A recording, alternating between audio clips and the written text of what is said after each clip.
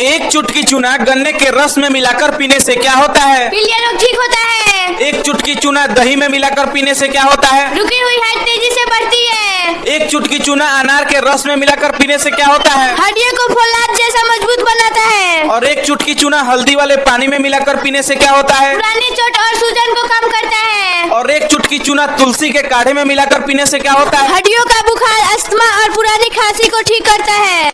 घर के अंदर कौन सी धुनी कब देनी चाहिए बताइए? पैसों की तंगी दूर करने के लिए, घर में लुबान की धुनी देनी चाहिए। बीमारी दूर करने और अच्छी सेहत पाने के लिए, घर में नीम की धुनी देनी चाहिए। मानसिक तनाव दूर करने के लिए, घर में गूगल की धुनी देनी चाहिए। ग्रह कलेश खत्म करने के लिए, घर में पीली सरसों की धुनी देनी चाहिए।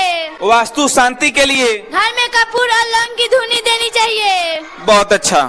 शास्त्रों के अनुसार किस घर में कभी तरक्की और बरकत नहीं होती है बताइए? पहला, जिस घर में साफ सफाई का ध्यान नहीं रखा जाता। दूसरा, जिस घर के सदस्य सुबह देर से उठते हैं। तीसरा, जिस घर में आपस में लड़ाई झगड़े होते रहते हैं। और चौथा, जिस घर में मेहमानों का सम्मान नहीं होता। और पांचवा, जिस घर में गाली गलौज और अपशब्द का प्रयोग किया जाता है। बहुत अच्छा। कुछ हिंदी शब्द बता दे, तुमको इंग्लिश में बोलना है, स्पेलिंग के साथ बता पाएगी ने? हाँ। बताओ, पुल का क्या होगा? PRIDGE ब्रिज, ब्रिज मींस पुल। और किनारा का?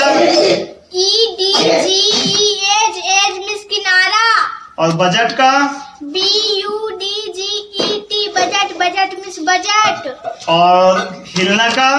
BUGE, बज, बज मींस हिलना। और ज्ञान का? KNOWLEDGE, नॉलेज, नॉलेज मतलब ज्ञान। और बौना का?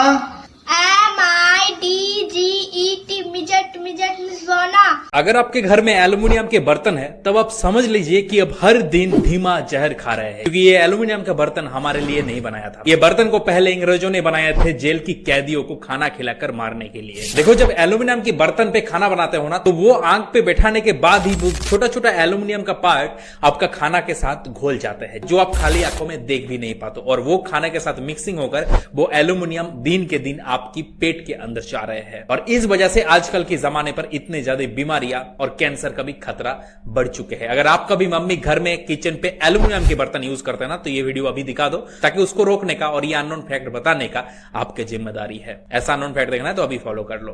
बेटा, मैं शनिदेव हूँ। जो भी इस वीडियो को लाइक और चैनल को सब्सक्राइब करेगा, उसका मनोकामना मैं अवश्य पूरा करूंगा। फटाफट करिए का इंग्लिश में कैसे बोला जाता है संजीव? Hurry up please. और जल्दी करे को इंग्लिश में क्या बोलेगा?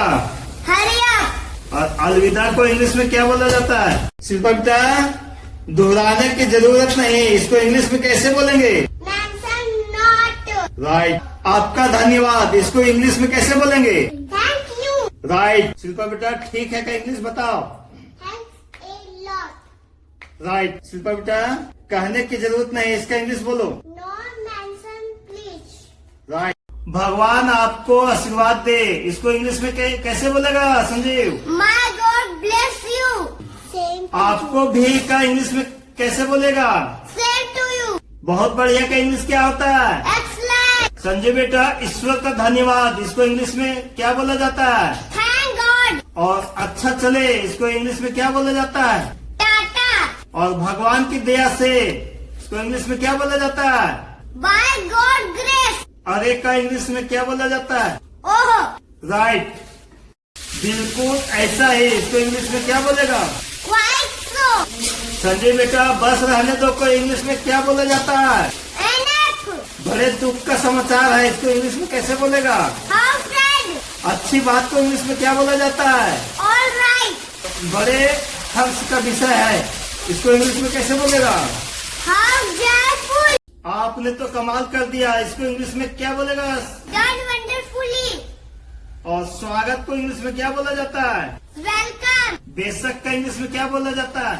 Of course. और अच्छा का इंग्लिश में क्या बोला जाता है? ओके। राइट। बेटा, मैं शनिदेव हूँ। जो भी इस वीडियो को लाइक और चैनल को सब्सक्राइब करेगा, उसका मनोकामना मैं अवश्य पूरा करूंगा।